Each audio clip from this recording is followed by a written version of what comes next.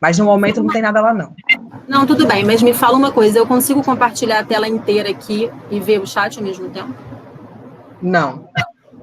A única forma é a senhora compartilhar a janela. A senhora teria que compartilhar só essa janela. Mas aí a gente lê, a gente avisa a senhora se tiver alguma coisa no chat. Vai dar certo. Me avise, por favor. Tá bom. Pode deixar. E vamos falando alguma coisa aí de vez em quando para eu saber se a internet está boa, né? Porque se cai aí também, às vezes eu não sei. Então, vamos lá, gente. Voltando aqui, recolhe, tá? Tá gravando, né? Tá gravando direitinho aí. Então, pessoal, olha só. A Gisele, na sexta-feira passada, na semana passada, a Gisele falou com vocês de enterobactérias. A gente sempre começa com os gram-positivos, que são mais prevalentes na pele, nas mucosas mais aparentes, como eu já falei para vocês, né? Estáfilo, estrépito. E a gente começa com essas bactérias porque elas são, assim, elas são muito relevantes em infecções, principalmente porque elas causam múltiplas infecções, como a gente já viu, né? Você tem Streptococcus pneumoniae, que causa pneumonia, você tem Streptococcus piógenes, que causa infecção de garganta, mas pode causar uma infecção na pele. Tem o Staphylococcus aureus, que é super invasivo, então ele entra com uma infecção de pele e vai parar lá no cérebro. Então, são bactérias que têm uma questão muito sistêmica, como a gente poderia dizer assim. Quando a gente termina de apresentar para vocês essas duas bactérias mais relevantes, que é Estáfilo e Estrépito, a gente entra nos gram-negativos, especificamente nos bastonetes gram-negativos, tá? Que são, em grande maioria, as bactérias intestinais, né? São as bactérias que vão causar alguma perturbação no trato gastrointestinal, podem até causar um problema sistêmico, mas elas sempre entram pelo trato intestinal, tá? Então, a gente fala das enterobactérias, começa com salmonela, principalmente a salmonela, que é, assim, um clássico, né? Todo mundo já deve ter tido uma diarreia por salmonela, porque ela é muito presente em ovo, em carne de frango. Então, se você não tiver uma refrigeração adequada, vai desencadear aquele processo de diarreia. Mas a gente também tem outras bactérias que causam esse mesmo processo. A gente selecionou para a aula, para esse ensino remoto aqui para vocês, as mais importantes, né? Então, no caso do salmonela, a gente vai falar do Vibrio cholerae hoje, que causa cólera, com uma diarreia, assim, bem mais acentuada. Mas a gente não pode deixar de falar da Escherichia coli, tá?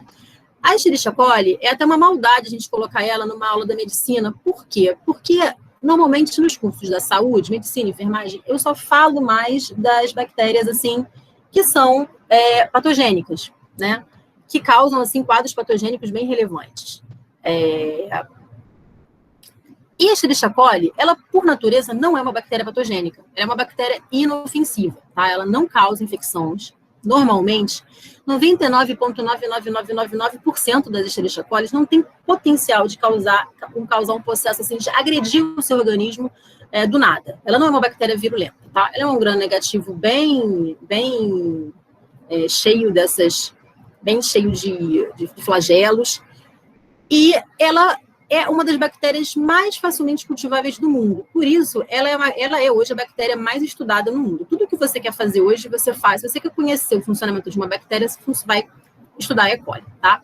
Ela, além do papel no teu trato intestinal, né, que ela tem uma prevalência imensa no trato intestinal, praticamente todo o nosso trato intestinal tem Escherichia coli presente, ela também, por ela ser de fácil manuseio, crescer muito bem em meios simples, e ela não causar infecções, você pode cair na sua mão uma cultura de Escherichia coli que, se você dar uma lavadinha ali, não tem problema, ela não vai causar nenhum problema. Ela é usada em outras situações, por exemplo, como marcador da qualidade de água, né? Quando a gente escuta escuta uma reportagem, a praia, sei lá, a Praia dos Cavaleiros não está apta para banho, porque ela está com um grande número de coliformes fecais. Quando se fala coliforme fecal, tá, o que o laudo lá do INEA quis mostrar é que tem muita Escherichia coli naquela água, tá? Isso é porque a Escherichia coli está presente no intestino, então, se você tem muita Escherichia coli na água, significa que aquela água está recebendo esgoto, né? Então, ela indica uma contaminação. Além disso, a Escherichia coli também, ela em laboratório, né, e na indústria farmacêutica, ela é um modelo para você produzir vários medicamentos, as vacinas que são recombinantes, ou seja, que são que você coloca um pedacinho do vírus para fabricar, para produzir uma partícula para gerar uma vacina, por exemplo, como é o caso da vacina da hepatite B, ele é feito dentro do E. coli. Você coloca um gene daquele vírus na E. coli, ela vai produzir, você filtra, coloca na vacina. A insulina hoje, que um diabético toma, ela é produzida também no E. coli. Então, a Escherichia coli tem toda uma relevância e ela é muito legal para a gente, tá? Só que, em algumas situações, a Escherichia coli pode se tornar patogênica, tá? Quando que uma Escherichia coli se torna patogênica? Normalmente, a Escherichia coli normal, sem genes de virulência, aquela que eu falei para vocês que é 99,99% do nosso trato intestinal, ela não possui nenhuma toxina, não invade o seu intestino, ela simplesmente fica lá comendo o que você come também, tá? E te ajudando, produz vitaminas, estimula o sistema imune. Porém, essa E. coli, em algumas situações, também pode ser patogênica, especificamente nos casos de perfuração intestinal, tá? Só um minutinho aqui. Estão me ouvindo ainda? Estou aqui, a internet caiu? Não, né? Não, estou te ouvindo. Tá, ótimo. É que eu ouvi um barulhinho e achei que tivesse caído. Então, por exemplo, aqui no Rio de Janeiro, isso é muito comum. Quem for trabalhar no hospital no Rio de Janeiro vai ver isso o tempo inteiro. Perfuração por projétil, arma de fogo. A pessoa toma um tiro no abdômen. E essa bala entra e perfura o intestino. Muitas vezes, o maior problema, inicialmente, é a hemorragia que pode causar, se você pegar uma artéria e tal. Mas se não pegar, se não causar uma hemorragia na hora, um grande problema que vem depois da pessoa que é baleada é a sepse, que é causada pela perfuração intestinal. Porque quando aquilo entra, rasgando o intestino, você joga na corrente sanguínea um número imenso de bactérias, especialmente a Escherichia coli, né? E aí ela vai causar uma sepse, às vezes a pessoa chega até bem na emergência, mas ela vai a óbito em decorrência da sepse que vem depois, né? Ou seja, da infecção, da alta carga de bactérias no sangue que vem em decorrência dessa ruptura. E aí você está falando de uma E. coli que, não queria te fazer mal, mas ela caiu na corrente sanguínea. Então, o problema vem daí, tá? E outros locais também, vocês vão ver também, quando o paciente fica muito tempo internado, especialmente usando o catéter vesical, que é a sonda urinária, né? A pessoa que está acamada, não consegue levantar para urinar, então você coloca uma sonda.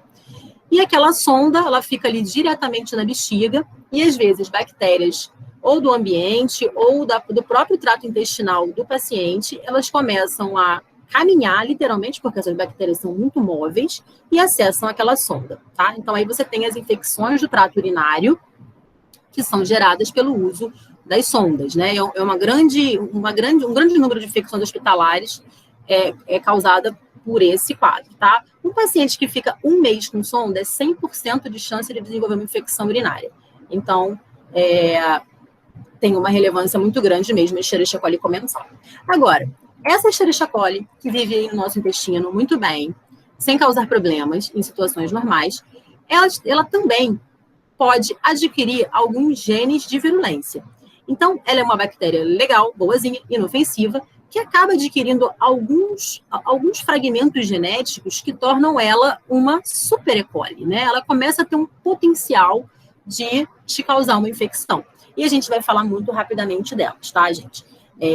No caso aqui no nosso ensino remoto, a gente não tem como dar uma aula de 4 horas, né? Então, normalmente, eu falo bem especificamente dos fatores de virulência, mostro os mecanismos de invasão, mas eu não vou fazer isso, porque senão fica muito cansativo, a gente não tem nem tempo disso. Então, eu vou falar um pouco por alto.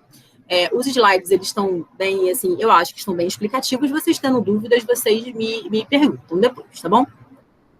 Só para a gente começar a falar um pouquinho, porque vai servir para a próxima aula, que é de víbrio, o que é uma diarreia, né? Diarreia, o que é diarreia? Diarreia é uma coisa meio óbvia, né? Todo mundo já teve uma diarreia, todo mundo sabe o que é. Mas a diarreia, ela tem as diarreias agudas, elas têm várias classificações. Para começar, ela pode ser aguda, pode ser crônica. Um paciente com HIV tem diarreias crônicas, ele passa meses com diarreia.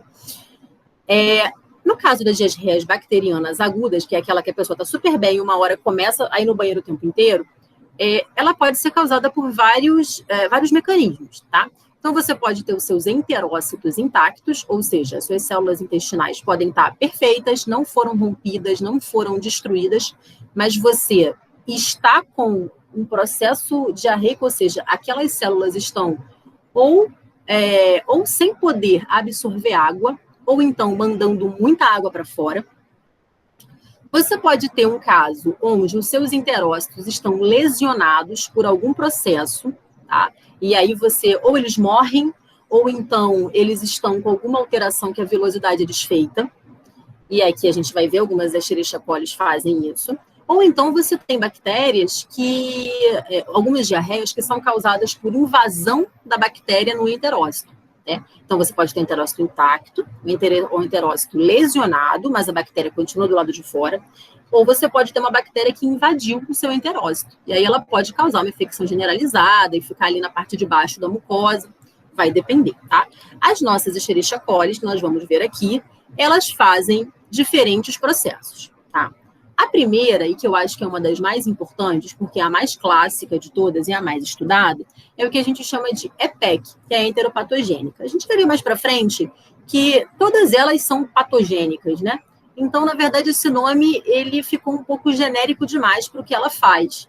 Mas o fato é que, como ela foi a primeira, ela ganhou esse nome e as outras foram ganhando nomes mais específicos de acordo com o que elas provocam no intestino. Então, a EPEC, ela é uma Escherichia coli que ela faz um tipo de lesão no seu intestino que a gente chama de lesão AE.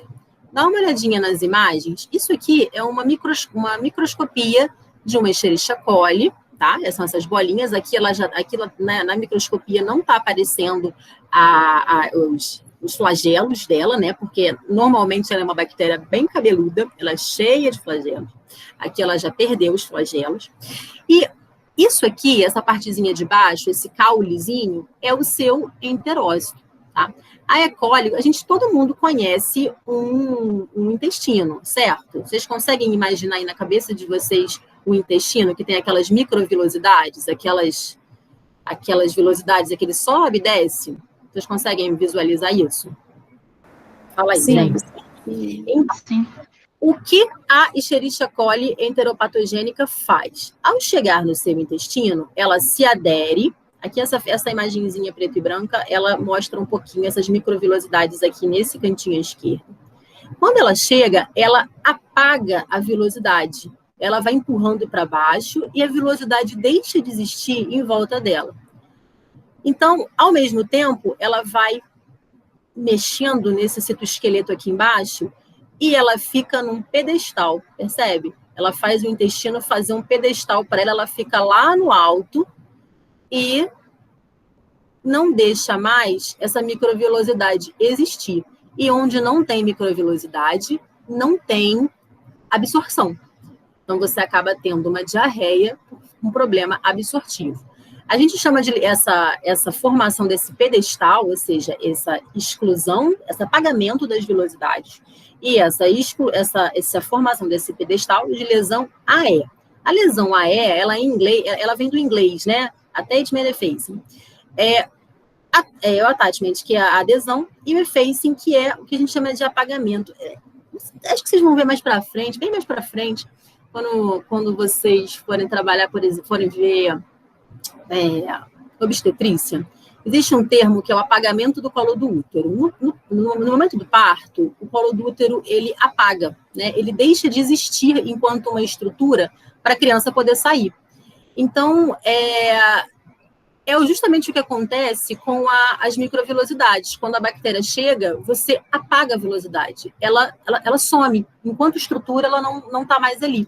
Então, esse é o processo que a EPEC faz, tá vendo? A ligação, o apagamento das velocidades e a formação do pedestal. Então, você fica com o teu intestino todo dessa forma, todo cheio dessas lesõezinhas aqui, e aí você não tem mais um processo absortivo, tá? Aqui eu falaria isso com mais detalhes, mas o que é mais importante é que no momento em que tem a formação, o apagamento das velocidades e a formação desse pedestal, a gente passa a ter uma insuficiência de absorção. E aí, quando você não absorve água, O que acontece com a água que chega no seu intestino e não é absorvida? Ela sai. E quando ela sai, ela vai causar uma diarreia, tá? Aqui, essa imagem foi uma das melhores que eu consegui mostrar, mas ela não é tão boa, porque ela mostra um pedestal bem pequenininho. Normalmente, o pedestal fica bem pro alto. Tem dúvida aí no chat? Me falem. Não, eu abri sem querer, desculpa. Não, eu nem tô vendo, porque normalmente essa imagem gera dúvida, por isso que eu perguntei. Deu para vocês entenderem, então, que ela é uma bactéria que chega, voltando, apaga as velocidades, ela desorganiza completamente a célula do enterócito, e quando ela faz toda essa modificação, você não tem mais absorção, porque o que faz a absorção da água no intestino é você ter um enterócito íntegro, cheio de microvilosidades. Se você não tem mais isso, isso aqui não ocorre só em um enterócito, isso aqui ocorre em todo o tapete, né? Todo o intestino. Então, você vai ter uma falta de absorção, a água que não é absorvida vai embora. Certo? A gente tem também, deixa eu passar aqui, porque eu vou falar dessa aqui depois, tá? Vamos para a enteroinvasora, que já está errado, que aqui número 4 deveria ser número 3. Além da Escherichia coli patogênica, que é aquela que entra no organismo.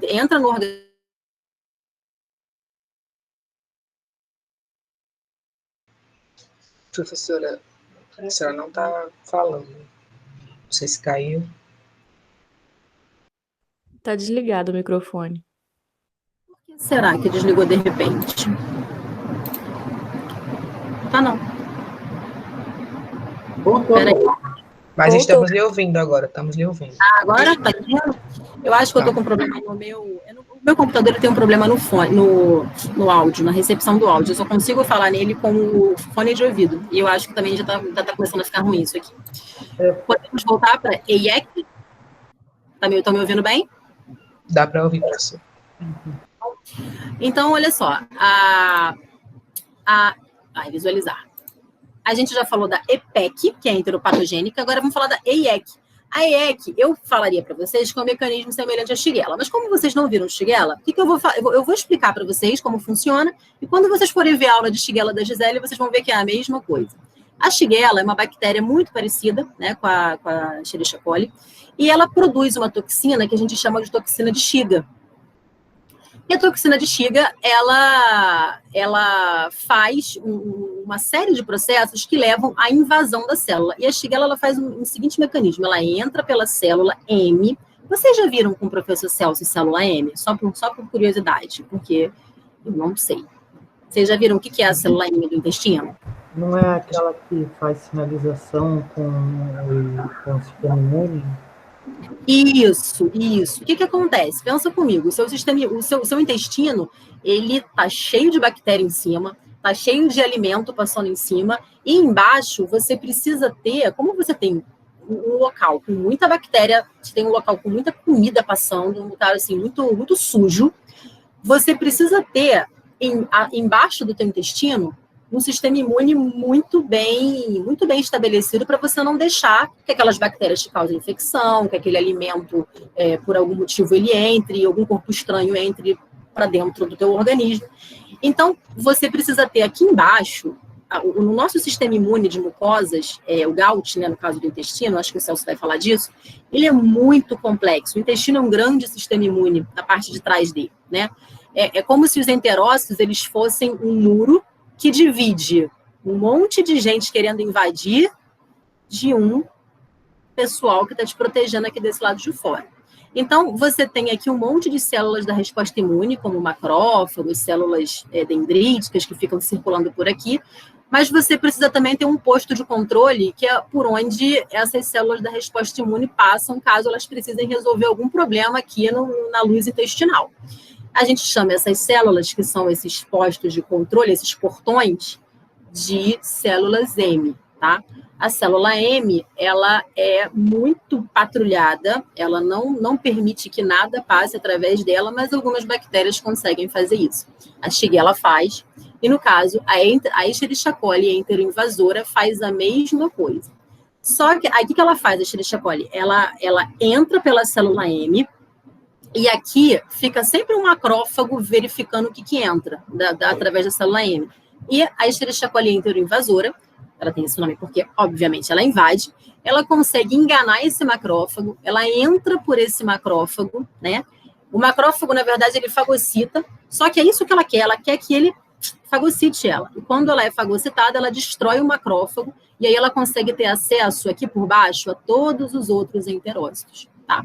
Normalmente ela entra por um enterócito e ela vai, que nem um foguetinho, passando para as células adjacentes, né? Então, isso aqui é um mecanismo de invasão, né? Porque você vê que no caso da EPEC, que a gente viu agora, a bactéria em nenhum momento entrou na célula, ela fica do lado de fora, destruindo as microvilosidades. Nesse caso, a gente já tem uma célula que entrou, uma bactéria que entrou pela célula M, conseguiu acessar o enterócito por baixo, e agora ela vai passando de célula em célula, destruindo esses enterócitos. Gente, se você destrói o enterócito, é a mesma coisa que não ter microvilosidade. Você vai ter uma falta de absorção e um processo diarreico também. A diferença aqui é que quando você destrói essas células aqui, você leva a um processo que é mais agressivo. Então, normalmente, a diarreia por EIEC, ela vai conter sangue, que é uma coisa que a diarreia pela Escherichia coli EPEC não tem, tá? Deu para entender por que uma tem sangue e a outra não tem? Porque numa você está tendo uma destruição de células, aí certamente vai vir plaquetas, você vai ter uma exposição de vasos, alguma coisa, e você vai ter uma diarreia com sangue. Professora. Oi. Mas as duas são coli, as duas são o mesmo, pode encontrar no mesmo lugar, mesmo mecanismo, é a mesma bactéria, só que tem uma diferença genética, é isso? Isso, é a mesma bactéria, Escherichia coli, com as mesmas características, tanto a EPEC, quanto a EIEC, quanto a ETEC, que eu vou falar agora, quanto a Escherichia coli comensal, normal, que não vai te fazer mal nenhum, todas elas são praticamente idênticas geneticamente. A diferença é que essas que eu estou falando hoje na aula, elas adquirem alguns genes de virulência específicos. Então, por exemplo, a EIEC, ela adquire um gene que fornece, é um plasmídio de invasão, que a gente fala. É um pedacinho de DNA que faz com que ela tenha toda uma capacidade de entrar pela célula M, destruir macrófago e ir passando de célula a célula de forma lateral, né? Ela vai de um enterócito para outro. A EPEC, por exemplo, ela ganha, o gene de virulência que ela ganha já é diferente, ele já permite que ela se cole nessa microvilosidade e destrua a microvilosidade. Não destruindo, rasgando, mas apagando, fazendo com que aquela microvilosidade não exista. E a ETEC, por exemplo, que eu vou falar agora, ela já também, no caso, ela não entra também no enterócito, nem na célula M, ela fica sempre aqui do lado de fora, mas ela começa a jogar várias toxinas que afetam o metabolismo da célula, do enterócito, que está aqui embaixo, e esse enterócito começa a ter uma estimulação para que os canais de cloro da célula comecem a ser abertos. Quando os canais de cloro da célula são abertos, você não libera só cloro, você libera cloro e, principalmente, sódio. Gente, o que acontece com o seu saleiro em casa se você deixar ele aberto ali uma semana exposto? O que vai acontecer com aquele sal? Fala alguém aí, para me dar o gancho. Vai aumentar a osmolaridade no Água. intestino. Água. Ele fica empedrado, não fica? Porque o sódio, onde tem sódio, tem água. O sódio puxa muita água. Por isso que as nossas bombas sódio-potássio gastam uma energia absurda expulsando sódio. Porque se o sódio não sair da célula, a bomba sódio-potássio, se ela não botar o sódio para fora, o sódio fica lá dentro e estoura a célula de tanta água que ele puxa. Aqui, no caso, o sódio está saindo do enterócito, mas ele sai tanto que ele leva toda a água para fora. E aí o que acontece? Você passa a ter uma diarreia, por quê? Porque você está expulsando a água das células. E aí não sai só a água da célula, sai a água. Quando a água da célula acaba, ela puxa da corrente sanguínea e joga para fora. E aí você tem uma diarreia aquosa, que é causada pela saída de eletrólitos, no caso sódio e cloro, que puxam a água junto. Deu para entender? a gente tem, então, até o momento aqui, 3 Escherichia coli. Uma vai se ligar no enterócito e vai apagar as microvilosidades, impedindo a absorção. A outra, a EIE, que é a invasora, vai invadir, mas não o enterócito, vai invadir uma célula M que está aqui do lado, chegou aqui por baixo e começa a invadir e destruir as células. A outra, que nós estamos vendo agora, é a ETEC, que é toxigênica. E a Escherichia coli toxigênica também não entra, ela não invade. E também não estraga as microvilosidades. As microvilosidades ficam inteirinhas. O que ela faz é produzir uma toxina que libera os eletrólitos da célula. Liberando os eletrólitos, a água vai toda embora, tá? Professora, são essas toxinas que abrem os canais de cloreto? Sim, na verdade a toxina ela não vai deixa eu só, tem alguém querendo entrar aqui. Na verdade, essa toxina ela não vai automaticamente abrir o canal de cloro. O que ela vai fazer é estimular, ela vai lá, vocês já viram isso em bioquímica, certamente. Formação de ATP, adenilatociclase, proteína G, vocês já viram isso. Mas eu se eu tivesse na aula lá no quadro, eu botaria um esquema bem bonitinho para vocês. Mas o que acontece é que essa toxina, quando ela entra, ela vai influenciar todo o metabolismo da célula e vai aumentar o AMP cíclico. Toda vez que você tem AMP cíclico aumentado numa célula, você começa a expulsar eletrólito de dentro dela. Isso é uma regra para qualquer célula, qualquer célula que a gente trabalha é assim. Se você aumenta AMP cíclico, isso começa a desestabilizar a célula de uma forma que os eletrólitos dentro dela começam a sair. Especialmente sódio, cloro, potássio também sai. Então, ela não vai lá, a toxina não vai diretamente lá nos canais de cloreto e expulsa. O que ela faz é alterar o metabolismo e aí leva ao aumento de AMP cíclico e o AMP cíclico causa a expulsão dos eletrólitos. Ela mexe em todo o processo metabólico dessa célula, tá? Ela desarranja o metabolismo. Normalmente, a gente tem duas toxinas, né? Ela pode produzir, a ETEC, ela pode produzir 2 tipos de toxina, uma que a gente chama de termolábio e uma que a gente chama de termoestável. Ela tem esse nome porque a termolábio, se você ferver o alimento, por exemplo, a água, a termolábio, ela se desfaz. E a termoestável, não. Mesmo com o cozimento, mesmo com a fervura da água, você não consegue remover. Uma vai atuar no MP cíclico, a outra vai atuar no GMP cíclico. Mas, de qualquer forma, todas vão levar a esse aumento e vão causar essa abertura de canais de cloro, e aí você vai ter essa perda de líquidos. Correto? Então, já falamos de EPEC, de EIEC, de ETEC. Uma adere e apaga as microvilosidades, a outra invade e destrói, né? Vai destruindo as células adjacentes, e a outra a outra produz uma toxina que leva à perda de água. Aí muita gente me pergunta assim, mas a aguinha de uma célula é pouquinha coisa. Se sair uma aguinha aqui, não tem problema. Como eu falei para vocês antes, tem, porque quando essa água esvazia, a célula puxa mais água da corrente sanguínea. E vai esvaziar de novo, e ela vai puxar mais. Daqui a pouco a pessoa desidratou de tanto que os seus enterócitos puxaram água e mandaram para fora. E aí, a gente tem uma outra E. coli, que é a E. coli, a penúltima, que é, na verdade, a antepenúltima. A E. coli enteroagregativa, ou enteroagregadora, é a EAEC, tá? A EAEC, ela faz também um processo de adesão, que nem a EPEC, só que ela não faz aquele pedestal, ela não apaga as microvilosidades. Ela tem um mecanismo mais simples, mais fácil de todos. A bactéria vem vindo, acha suas microvilosidades e fica em cima dela. Só isso. Não invade, não bota toxinas, assim, que vão destruir o metabolismo dela. A única toxina que ela produz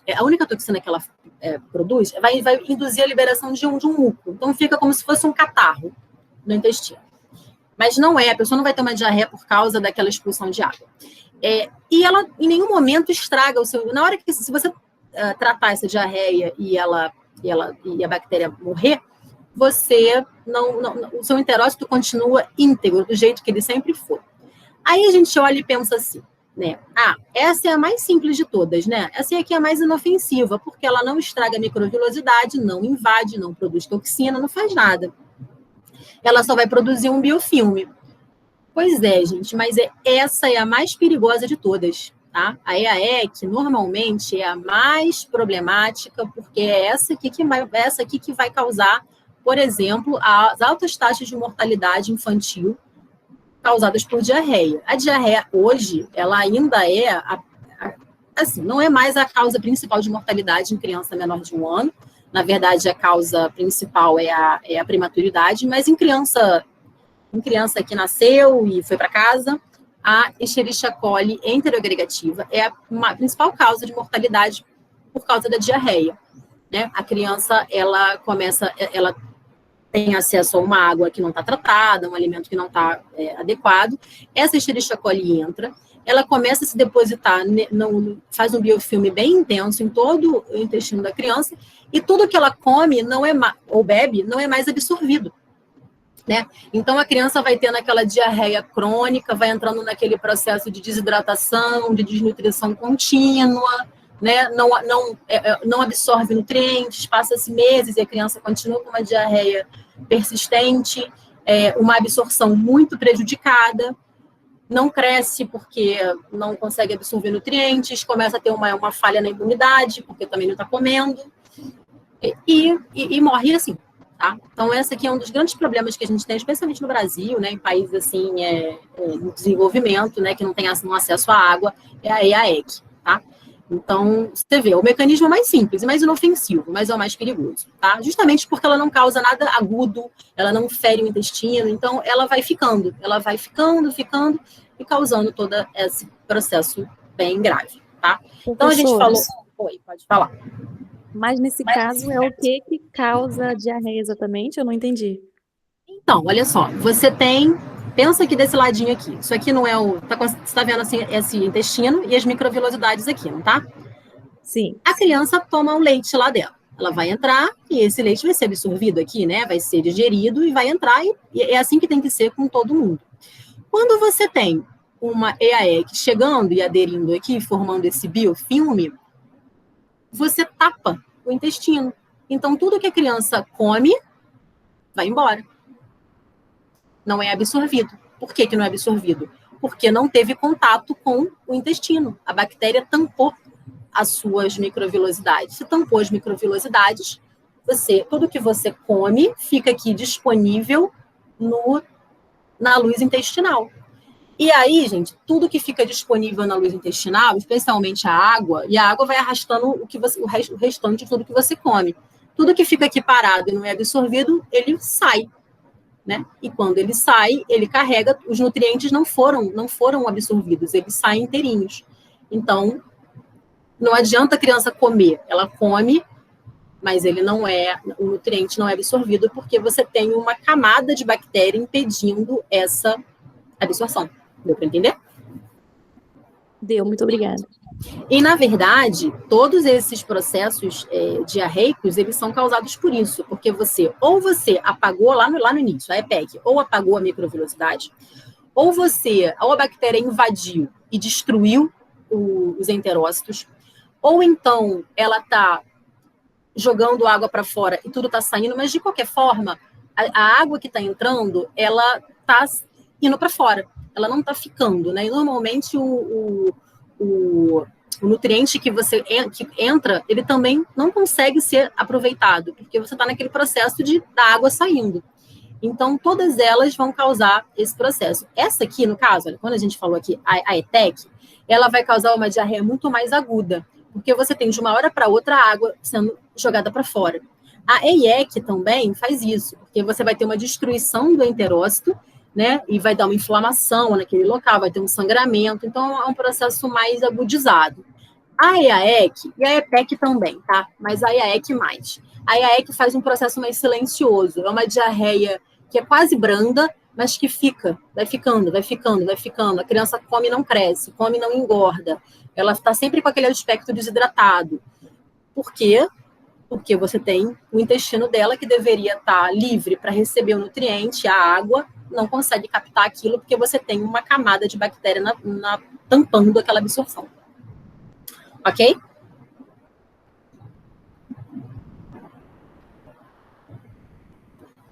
Ok, professor. Sim. Eu já ia até sair para ver se eu tinha caído. Agora, só para a gente concluir, a E. coli, deixa eu ver aqui o nosso horário, tá na hora.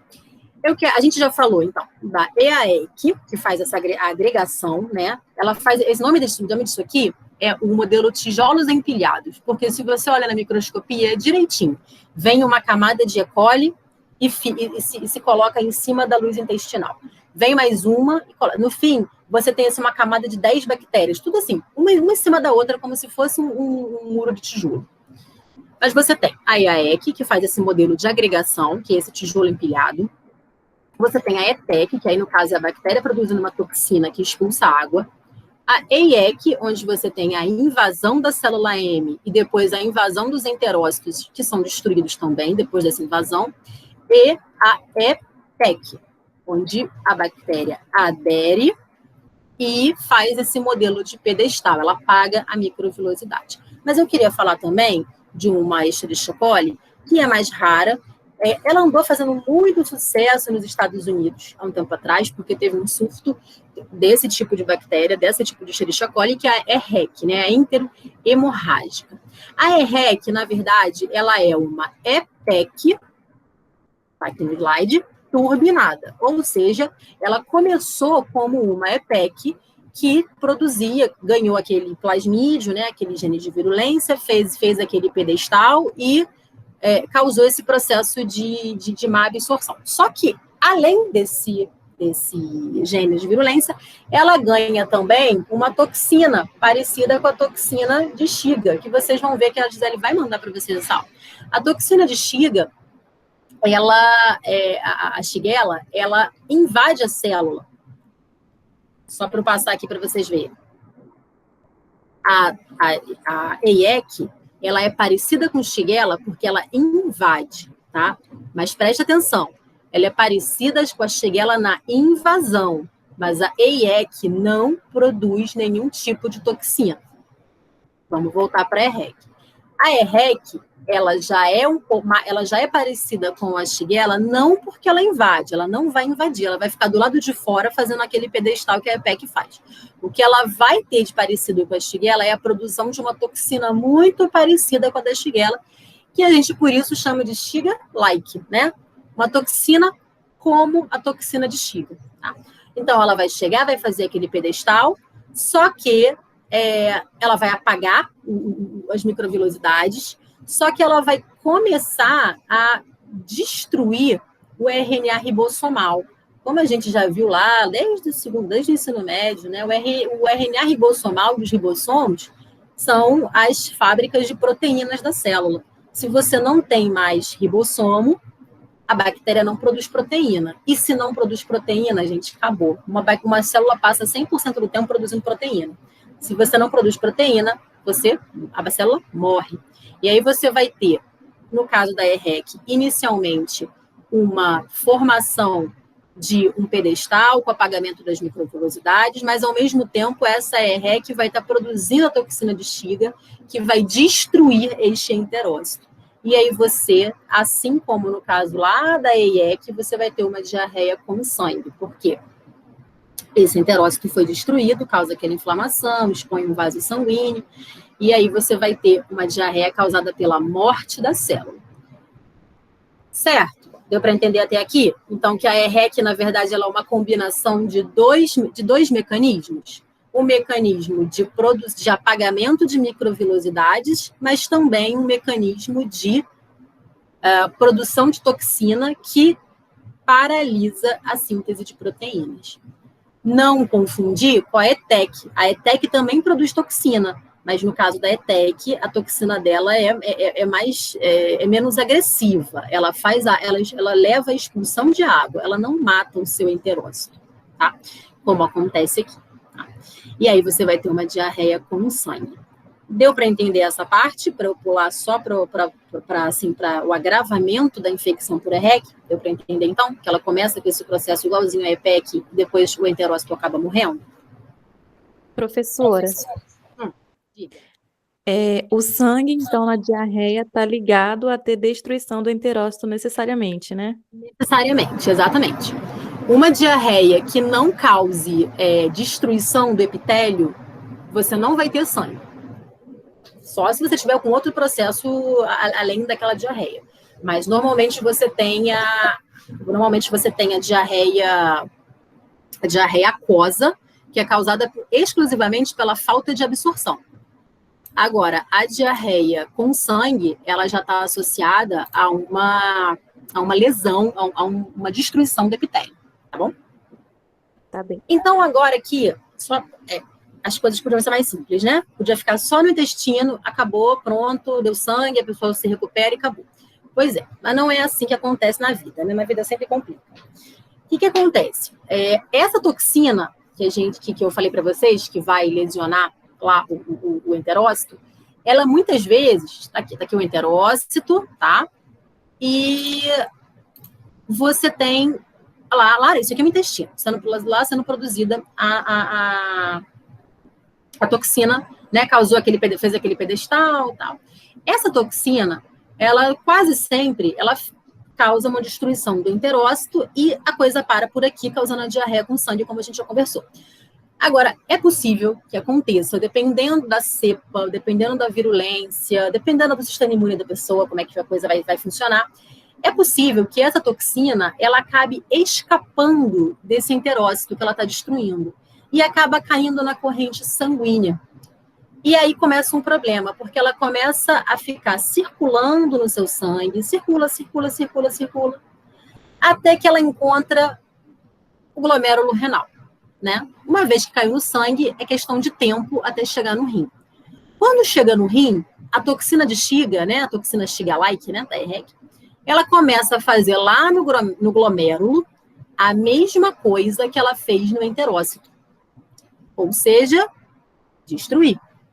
Aí aqui, gente, preste atenção, a gente não tem bactéria. A bactéria não entrou na corrente sanguínea.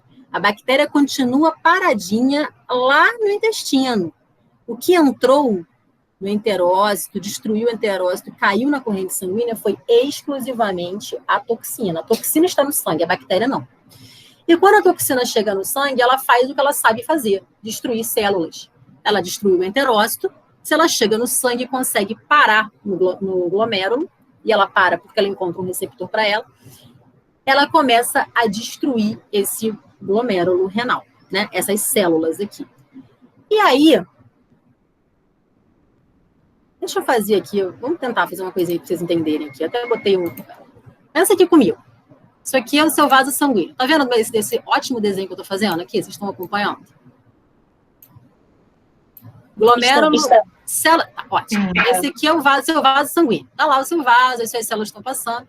Aí, a toxina estava lá no intestino, a toxina cai na corrente sanguínea. E ela vai vindo, vamos imaginar que isso aqui é o glomérulo. Ela passa pelo glomérulo e consegue reconhecer as células. Elas se ligam a um receptor chamado GB3 que tem aqui. Quando ela faz isso, ela vai fazer a mesma coisa que ela fez no glomérulo renal, ou seja, no enterócito, ou seja, ela começa a destruir, né? Destruir. E aí, gente, o seu organismo não vai ficar parado ali, né, olhando aquela destruição acontecer. Ele vai começar a tentar corrigir isso aqui. Vai começar a ter depósito de plaquetas, né? Vai ativar a cascata de coagulação. Afinal de contas, você teve uma lesão num vaso. Sempre que você tem lesão de vaso, essa lesão tem que ser corrigida.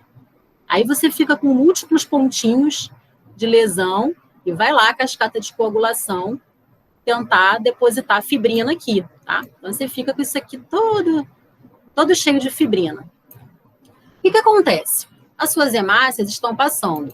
Os vasos, os glomérulos renais, eles são muito, muito finos, porque é o local que tem toda aquela absorção, né? Tem aquela filtragem. Então, ele é muito fino. Então, o que acontece com a tua hemácia? A tua hemácia está vindo aqui, né? Lá, com aquele formatinho dela. Vai passar. Quando ela passa por aqui, ela encontra um glomérulo que foi totalmente lesionado e a fibrina se depositou nesse glomérulo aqui. Uma coisa que ninguém te conta é que a fibrina, ela não faz uma coisa perfeita, sabe? A fibrina, quando se deposita, ela deixa tudo muito meio bruto. E aqui, isso aqui, esse glomérulo, começa a ficar como se fosse serrilhado, como se fosse uma serra. Então, a hemácia toda bonitinha, toda redondinha, que passa por aqui, ela é rasgada completamente por essas serras que essa fibrina forma. Então, quando a hemácia passa, ela é rasgada e não tem mais hemácia. Tá? Gente, uma vez que isso aconteça, ok. Agora, você imagina o sangue sendo bombeado e todas as hemácias do organismo passando por aqui o tempo inteiro. Vai chegar uma hora que você vai ter um quadro de anemia. Anemia, certo? Por que anemia? Porque você está com baixa de hemácias. As hemácias estão sumindo. Como que a gente classifica essa anemia? Ela é uma anemia ferropriva, por exemplo? Não. Você não tem problema de ferro. Ela é uma anemia megaloblástica? É algum problema relacionado à vitamina B? Não. Ela é uma anemia, vê se vocês já ouviram esse termo, hemolítica. Já ouviram? Ela é uma anemia hemolítica, ou seja, ela é uma anemia causada por hemólise, tá? E existem vários tipos de hemólise. Existe hemólise, por exemplo, quem corre, quem faz corrida, maratonista. O maratonista, ele tem uma certa anemia hemolítica, porque toda vez que o sangue bate e ele está correndo, você tem uma lesão de hemácia, uma pequena anemia hemolítica.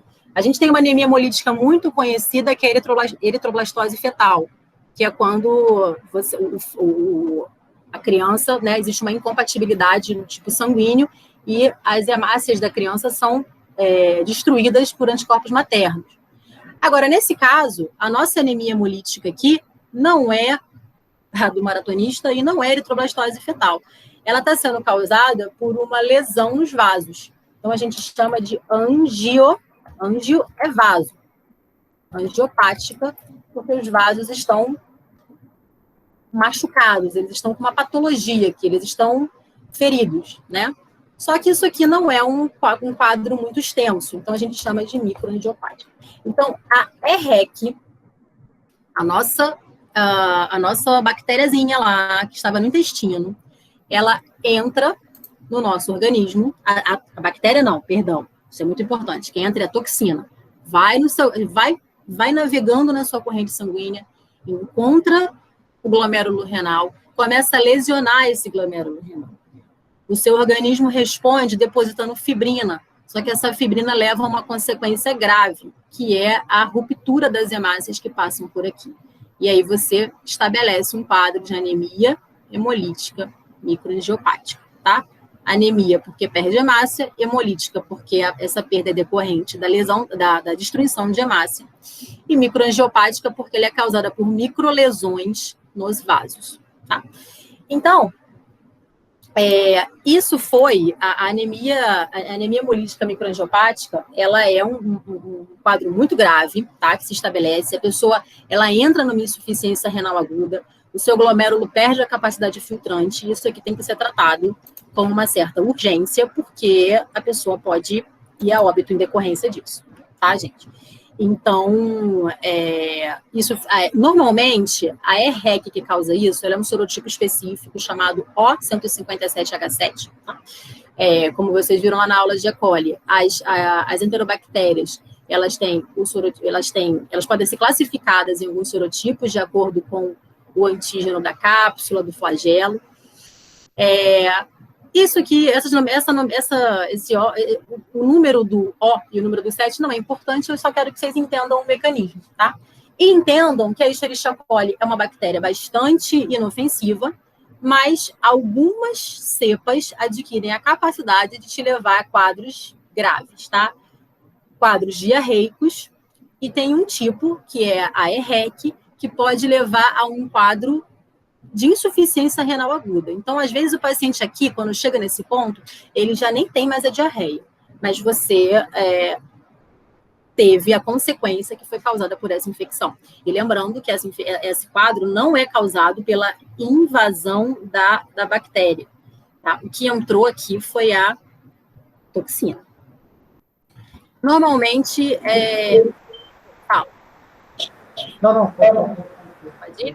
Normalmente, a gente tem poucos casos no Brasil, tá? Porque o que acontece? A EHEC, ela é uma bactéria que eu falo para vocês que ela é uma Escherichia coli patogênica, mas no boi, na vaca, nos ruminantes em geral, a EHEC não é um patógeno, ela é uma bactéria normal, tá?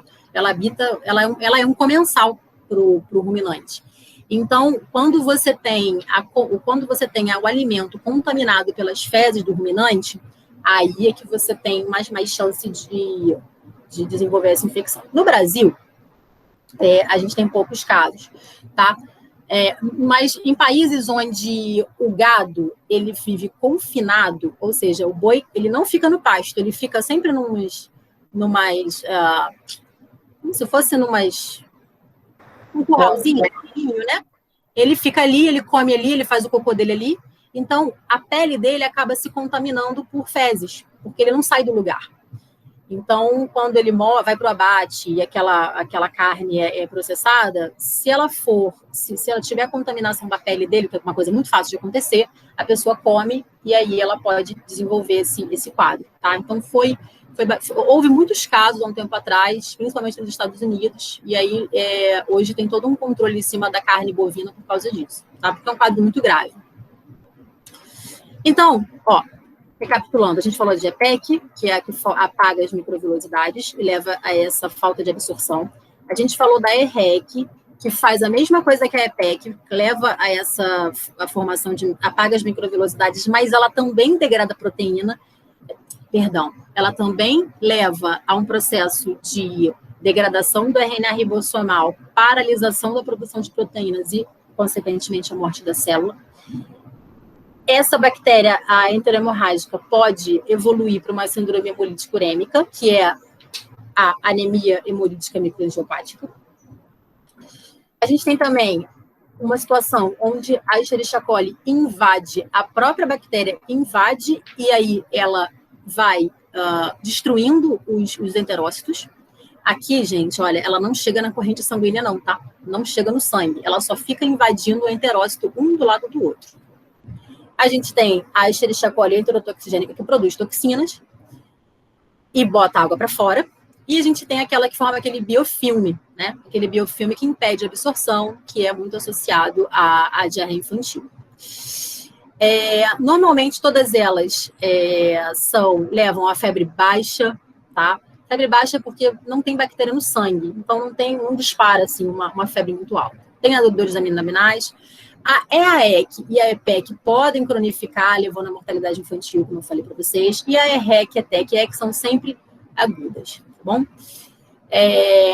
Só para a gente concluir, para não dizerem que não falei, rapidinho aqui, a gente tem também uma E. coli muito importante, que é a uropatogênica, tá? Que é a que causa infecção urinária, principalmente em mulheres, né? Tem gente que tem infecção urinárias recorrentes. Na gravidez, as pessoas às vezes têm muita tendência a ter infecção urinária. Ela é causada por uma Escherichia coli, que tem uma capacidade, ela vive normalmente no seu trato gastrointestinal, tá? No intestino. Mas às vezes, numa situação, ela consegue subir e aderir na sua bexiga. E aí ela fica ali, ela tem uma facilidade de aderir na uretra, aderir na bexiga, e aí ela vai causando um processo inflamatório, né?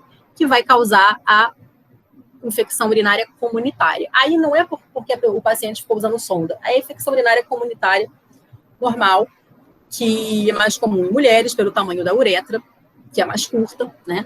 E o diagnóstico é feito com uma urocultura. Tá? Normalmente a gente trata com sulfa, cipro, né? São infecções que incomodam muito, é muito doloroso, né? Dá aqueles sintomas de piúria, que é a presença de pus na urina, a disúria, que é a dor ao urinar, e a poliúria, que é aquela sensação de ter que fazer xixi o tempo inteiro, né? Porque como a bexiga fica inflamada, qualquer pouquinho de urina que se acumula ali já incomoda, então tem que fazer xixi o tempo todo. Eles são sintomas dolorosos, mas normalmente eles são brandos, né? Ninguém morre por uma infecção urinária, a menos que essa bactéria chegue no rim. Aí você tem uma pielonefrite, que é um quadro mais grave. Tá? Então, Escherichia coli é isso, gente. Era isso que eu queria mostrar para vocês, tá? Basicamente, a essência da aula é saber que a Escherichia coli, ela deixa eu voltar para cá. Basicamente, vocês têm que saber que a Escherichia coli, ela é uma bactéria comensal, tá? Ela não é uma bactéria agressiva, mas ela tem situações, tem algumas cepas que podem causar esse quadro diarreico, que podem ser vários tipos de diarreia, ou por falta de absorção, ou porque destruiu, ou pode levar até um quadro de anemia hemolítica, como eu já mostrei para vocês, tá? Ou a infecção urinária também, que é muito comum. A gente fala pouco da infecção urinária porque ela é muito simples o processo, tá? E ela é pouco grave, mas é importante a gente falar. Então, eu falei de Escherichia coli, tá? Vamos dar uma pausa. Alguém tem alguma dúvida de Escherichia coli, gente? Eu sei que o nome é difícil. Ui, perdão. Eu ia perguntar isso, Isadora. Por que tem que evitar antibióticos? Olha só. Isso é uma coisa que eu estava até deixando para falar para a próxima aula, adivinha. Normalmente, em diarreias, a gente evita usar antibiótico, tá? Diarreia, de modo geral, você não... Assim, uma diarreia branda, você não usa antibiótico. Você tenta tratar com hidratação, manter a pessoa hidratada, porque o maior problema da diarreia é a perda de água. A pessoa vai perdendo água. Né? Tirando o caso da EAEC, que é um caso em que se você tem que entrar com antibiótico, porque você tem uma criança, normalmente, que está com o intestino totalmente atapetado e cheio de bactéria. Aí você tem que tratar com antibiótico, você precisa desfazer aquele monte de bactéria. Mas, normalmente, quando você tem um quadro agudo, se você só manter o paciente hidratado, você consegue controlar a infecção. Qual é o problema do antibiótico? O antibiótico, ele é muito bom, ele vai matar aquela bactéria, só que ele vai matar todas as outras bactérias que estão ali no seu trato intestinal também. Quer dizer, todas não, é exagero, né? Mas ele vai provocar uma morte, assim, em larga escala de todas as bactérias que estão no intestino. Uma coisa importante que a gente tem que saber quando a gente fala de intestino, seria legal se a gente tivesse conseguido dar uma aula de microbiota maior para vocês. É que as bactérias que vivem no intestino, elas são bactérias legais com a gente. Como eu falei, elas só vão causar uma infecção se houver uma ruptura do intestino. Agora, elas não invadem, elas protegem o seu intestino. Todas essas bactérias que a gente está falando aqui, seja salmonela, seja shigella, seja as Escherichia coli patogênicas, ou o víbrio, que eu vou falar na próxima aula agora, elas são invasores. Eles não se dão bem no seu intestino, porque eles chegam e eles têm que competir com um monte de outras bactérias que estão ali e não te causam mal. Eles só conseguem causar uma infecção porque, por algum motivo, eles conseguem superar aquela população bacteriana que está ali e vão te causar infecção. Se você toma um antibiótico na diarreia, você mata aquelas bactérias que estão fazendo um volume ali e te protegendo. Então, você mata todas as bactérias boazinhas e você abre espaço para essas bactérias patogênicas que estão causando a diarreia se espalharem. Então, e muitas vezes, quando o paciente tem uma diarreia, se você trata com antibiótico, você agrava o processo de diarreia. Então, a gente tem que ter muito cuidado com a diarreia, com o tratamento de antibiótico no processo diarreico, tá? Porque você pode estar desequilibrando ainda mais, você acaba com as outras bactérias que estavam te defendendo e abre espaço para os patógenos de verdade. Então, a diarreia, às vezes, piora. Uma recomendação, por exemplo, tratar com probióticos. Todo mundo conhece o Floratil, por exemplo? Fala, Luília. Professora, eu queria saber se isso for uma pergunta em algum momento, se a gente pode dizer também que pode ter o risco de desenvolver resistência, que você não deve usar por causa da resistência, ou é mais nessa linha mesmo de não matar as bactérias da microbiota natural? Tem esse risco também. A gente deve sempre ter cuidado no uso de antibiótico, porque uma vez que você lança o antibiótico, a partir do momento que o paciente tomou aquele antibiótico, se você tiver ali uma ou duas bactériazinhas que são resistentes, elas vão sobreviver, as outras vão morrer e aquelas começam a se espalhar, né? Então, você tem a chance mesmo de disseminar uma cepa resistente. É uma preocupação muito importante. Mas, no caso ali, sobre o tratamento daquele paciente com diarreia especificamente, você tem um paciente lá com a diarreia muito intensa, você não pensa naquele momento na resistência, você tem que resolver o problema dele. Então, você até poderia administrar o antibiótico, mas o problema é que você pode acabar, por exemplo, a salmonela, tem muitos casos de salmonela resistente. Então, você pode tratar com antibiótico, que vai matar tudo que está em volta, e a salmonela que você queria matar fica bem, viva, e melhora, ela encontra um espaço todo livre para ela. Aí ela começa a se disseminar. Então, a gente sempre coloca isso nas aulas, que as diarreias tem que ter muito cuidado, né? É claro, se for uma diarreia, a gente vai ver na próxima aula, cólera. Cólera, se você não tratar, o paciente morre. Então, trata com antibiótico, tá? E a EC, se não tratar com antibiótico, vai entrar num processo de desnutrição que vai morrer. Então, trata. Agora, as outras que você pode manejar com hidratação, com probiótico, enfim, com outras táticas que não desequilibrem, não desarranjem o trato intestinal, é melhor, tá? Então, isso é uma recomendação para todas, não só para a EHEC, é uma recomendação para várias, para todas essas bactérias. Muito cuidado no uso de antibiótico, especialmente naquelas agudas, né? Eu não estou compartilhando mais. Mas principalmente naquelas que eu coloco assim, as que podem cronificar, a gente trata com antibiótico. As que são agudas, vale a pena você esperar, porque normalmente o organismo resolve sozinho. Professora, nessa próxima slide de novo das agudas. Peraí, deixa eu colocar, porque ficou muito baixinho o áudio. Fala para mim de novo. Não, é na hora de pegar quais eram as agudas. Você quer saber? Ela quer que você fale novamente sobre as agudas. Então, as agudas, o que é uma diarreia aguda? É uma diarreia que ela aparece, ocorre aquela lesão no epitélio intestinal, a diarreia começa, né? Ou porque está expulsando água, ou porque você teve um problema de destruição do enterócito, começa. E aí começa aquele processo diarreico de uma hora para outra, porque você está expulsando muita água, ou então o seu enterócito está destruído. Isso é uma diarreia aguda. Isso, normalmente, depois de um tempo, se você mantiver o paciente hidratado e administrar probióticos, que são aqueles, não são medicamentos, né? São micro-organismos que se espalham no seu trato intestinal e eliminam os patógenos de verdade, isso você pode deixar que o seu organismo, de modo geral, vai resolver sozinho. É por isso, gente, que todo mundo aqui já teve diarreia, e eu acho que ninguém aqui tomou antibiótico para essa diarreia, ou foi ao médico para resolver essa diarreia. Né? É possível que seja um caso. Você está com uma diarreia 3 dias, você vai no médico ver o que é. Mas, de modo geral, se você esperar ali um dia, no dia seguinte você já está bem. Não estou dizendo que, nesses casos, a gente teve diarreia por uma Escherichia coli, mas teve por alguma bactéria, pode ser Escherichia coli, pode ser uma salmonela, pode ser até um vírus, mas ela cura sozinha porque o seu corpo consegue dar conta. Tanto o seu sistema imune, quanto as outras bactérias que estão ali em volta, no seu trato intestinal, conseguem dar conta. Então, isso é uma diarreia aguda que você consegue controlar sozinho. Agora, quando ela cronifica, quando você já tem uma criança que está 3 meses com um processo diarreico, já está visivelmente desnutrida, desidratada, aí você tem que tratar com antibiótico. Ou então, quando é uma diarreia muito intensa, que a pessoa já perdeu 5 quilos de líquido, já está entrando em insuficiência renal aguda, aí você tem que tratar com antibiótico urgente, né? Então, é você avaliar a situação. Deixa eu ver que tem mensagem aqui.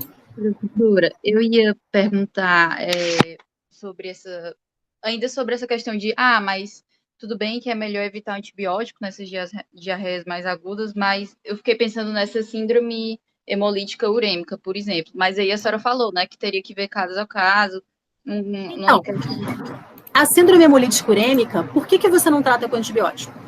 Foi a pergunta, vocês estão perguntando aqui. Eu devolvo a pergunta. Por que na síndrome hemolítica urêmica você não trata com antibiótico assim de cara? Porque, gente, na síndrome hemolítica urêmica, o que está causando... Você não trata bactéria. Tá. Exato. Você não está mais com a bactéria ali. Muitas vezes, quando você tem a lesão no glomérulo, a infecção, que era aguda, já foi embora. O que ficou para você, o que a bactéria chegou, causou um processo de destruição ali no tecido. Na verdade, ela não causa uma destruição. Ela mata, pode ser uma destruição, ela mata aquele enterócito, porque ele para de produzir proteína, ele morre ali.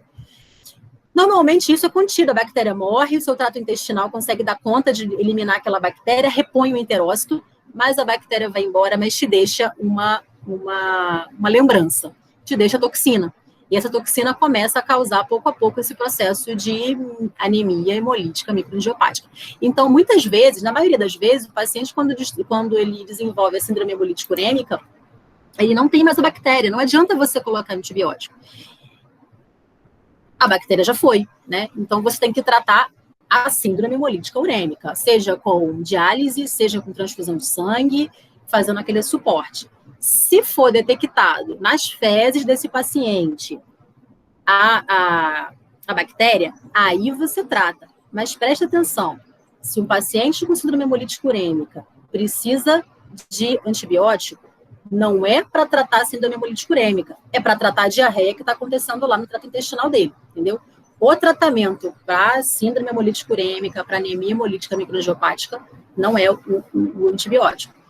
É a diálise ou a transfusão de sangue. E outros tratamentos de suporte também que você pode dar, entendeu? E é importante também falar que não é toda a EREC que vai desencadear uma síndrome hemolítica urêmica. Algumas podem fazer isso, tá bom? Entendi, professora. Obrigada. Eu achava que a EREC ficava no epitélio intestinal continuando. Não é regra. Ela chega, causa um processo agudo, produz a toxina, mata o enterócito. A diarreia aparece. O seu organismo começa a combater aquele micro-organismo. Elimina. A diarreia acaba. A pessoa se reestabelece e acha que está bem. Dali a algum tempo, alguns dias, ela começa a apresentar insuficiência renal. A toxina que estava circulando vai para o glomérulo e faz a lesão quando a diarreia já passou. Entendi, obrigada. Aí, se alguém botou aqui, a EREC em quadro agudo, melhor tratar com hidratação probiótica e reposição de eletrólitos. Isso, a infecção intestinal pela EREC você trata assim. Caso essa EREC tenha te causado uma síndrome hemolítica urêmica, aí é outra doença. Ok? Ok, professor. Quanto tempo de intervalo? Vamos para o intervalo. A aula de víbrio, ela é curta, tá? Ela não é uma aula longa como é coli, não. Ela é uma aula bem curta. E muita coisa que a gente viu agora na aula de Escherichia coli, já é conhecimento de base para víbrio, porque a ETEC, que a gente viu, que é a toxigênica, o víbrio tem o mesmo mecanismo. Então, a gente vai falar bem rapidinho. A gente pode dar um intervalo de 15 minutos, 20, o que vocês preferem para fazer um café aí? Professora, 10 ou 15 tá bom. O que a senhora 15. acha?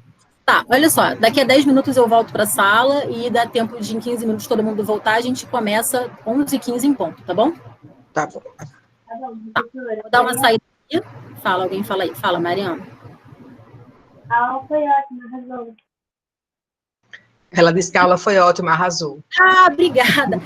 Mariana, tô te ouvindo muito baixinho, não sei se sou eu. Mas para a gente também tá bem baixo. Tá bom. Mas a Luíla é minha assessora, ela me ajuda aqui e ainda faz a tradução simultânea aqui do que vocês estão falando. Tá? Professora, talvez seja bom a senhora parar a gravação para já subir para o Drive e a senhora manda 2 aulas separadas, porque senão fica muito grande. Exatamente, vou parar agora aqui, tá bom? Então, gente, daqui 11h15 a gente volta, tá bom? Interrompe.